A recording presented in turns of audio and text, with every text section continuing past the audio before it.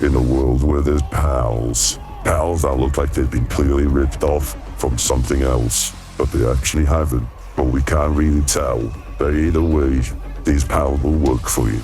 They will collect your wood, they will collect your stone, and they will build for you. You can shoot the pals, you can be pals with the pals. This is Palworld.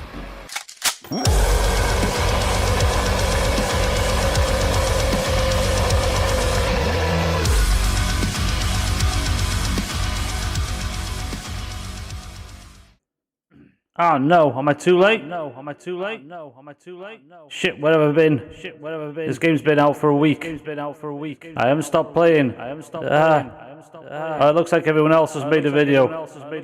Fuck it, I'm going to talk about the game anyway. Well, last night I decided, forget it, I'm not going to play Palworld any longer. I'm just going to chill on Red Dead 2 and then just complete some missions on that. Realistically, I've been playing Palworld now for the last week non-stop. Between doing that and real life, the game is a complete addiction. There's an itch that needs to be scratched constantly when I play it. Hey, just cause I'm some crackhead, don't take me for a fool, you know. Suck your mom. Hey, Jenny. But nevertheless, you can't deny that the game's done incredible numbers.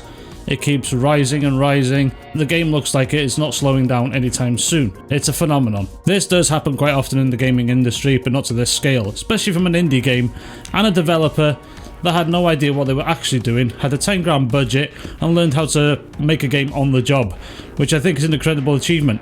And this game is no amazing game by any stretch, but they did create an addicting gameplay loop. Like I said, the game is nowhere near perfect. It has bugs, it has animation problems, it has dead AI on the human enemies, but still, I'm hooked. I can't stop playing it. Now, I was going to make a salt video about this, about how the developers are salty, but it looks like Alex Fratanga, Asmongold, and everybody else has made videos before me. But we all know you're not tuning into me to see what I think about the game. You couldn't give two shits.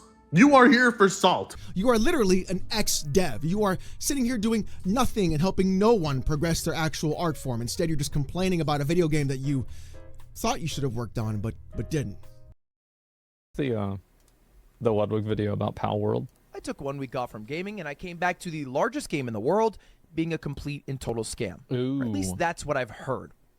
I was going to talk about the fanboys, well, the Nintendo fanboys, because they're also angry because they think this game has ripped off Pokemon. Whether they have or haven't, I don't really care. If they look like Pokemon, I don't give a shit. If they really have ripped them off, or as some people claim they've used AI, I still don't care. The game is fun at the end of the day, and that's all I want. And PlayStation fanboys are angry because it's not on their console. Obviously they're going to be pissed off, and they're port begging over on Twitter and over on YouTube. Better luck next time, ponies. You might get an early access game like the rest of us do. But nevertheless, I'm not going to talk about the salty fanboys. I'm going to talk about the game and why it's addicting. Especially for me, a person that comes from not liking games like this usually. I hate survival games. Some of my friends like Ark Survival or Ark Survival Evolved, whichever the fuck one it is these days, and I really do not like Ark Survival. It looks like ass, the game looks like it controls like ass, and honestly, every survival game I've ever tried is just painful to go through. I tried 7 Days to Die, which that game should have never existed in the first place. I tried Conan Exiles, that's another game that should have never existed. I only played them because they were free. Thank God I didn't pay a penny for them. But people compare this game to things like Rust or maybe Valheim. Games I've never played, I've never tried. Another survival game I tried was Grounded. I didn't like it. The art style was cool, but I really couldn't get into it. The whole hunger system, the thirst system, everything just pisses me off.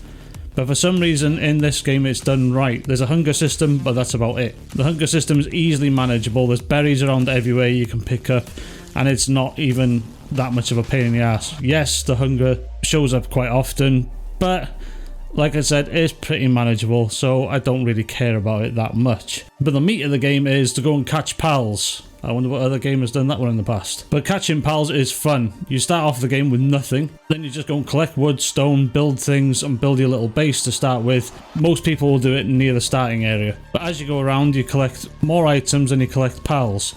Pals will go and do work for you. They'll go and do tasks for you. They'll help you build. They'll collect stone. They'll collect wood.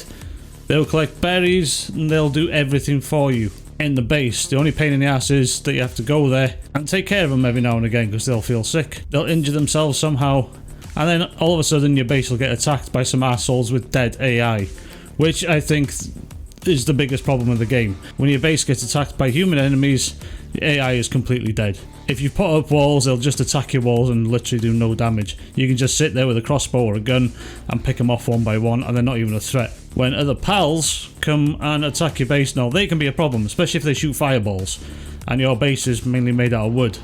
They're going to fuck your base up really quickly. It is a pain in the ass, but at the same time it's funny, but it's part of the game, which is pretty good. Though the PAL AI is pretty decent overall. Considering the game's only just come out a week ago in early access, the PAL AI is pretty decent. It could be better, but you couldn't ask for much more than a game that's come out in early access, and we are here to actually tell the devs this is what we need to do better. Which I wish there was a system in the game to just message the developers and say, hey, we could do with this being done better in the game. But I suppose they've got Discord channels and their Twitter open to discussion, I suppose. But giving the developers feedback would be a great thing directly through the game. Also, the developers have got a roadmap ready for the game. They're going to incorporate PvP soon, which I think will be really fun.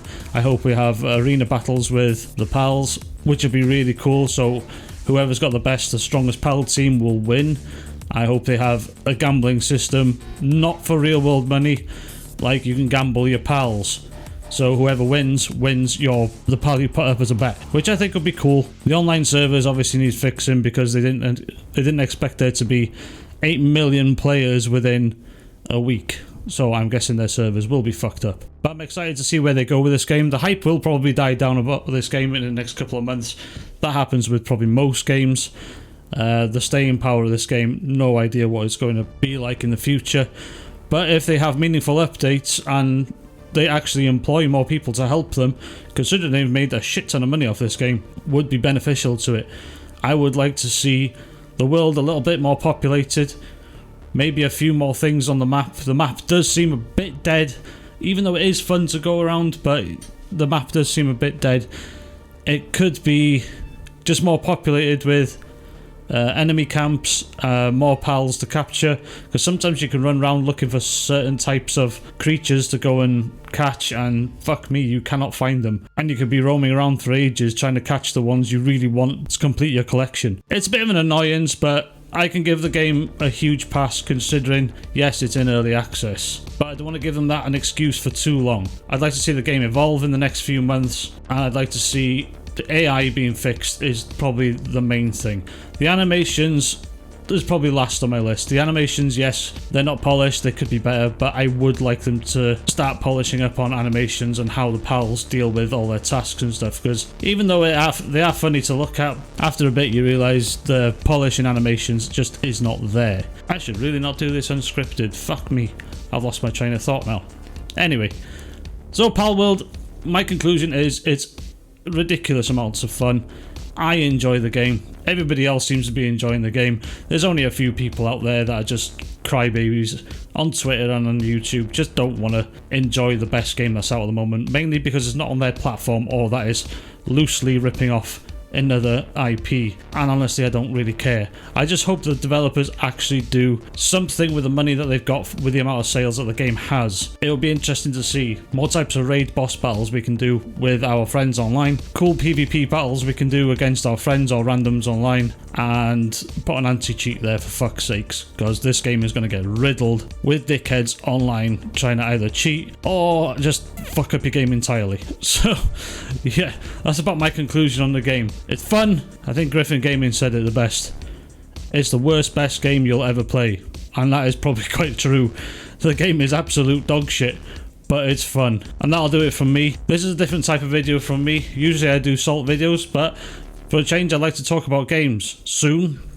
Hopefully I will get a chance to actually get to do a review on God of War Ragnarok Valhalla, which is something I've had on the cards since it was out, because I really enjoyed that one, and recently, because it's been overshadowed by Palworld, The Last of Us Part 2 Remastered. Not the remastered part of it, but the roguelike mode, which I have tried out, and I paid £10 of my own money for, but we'll see what that one's all about.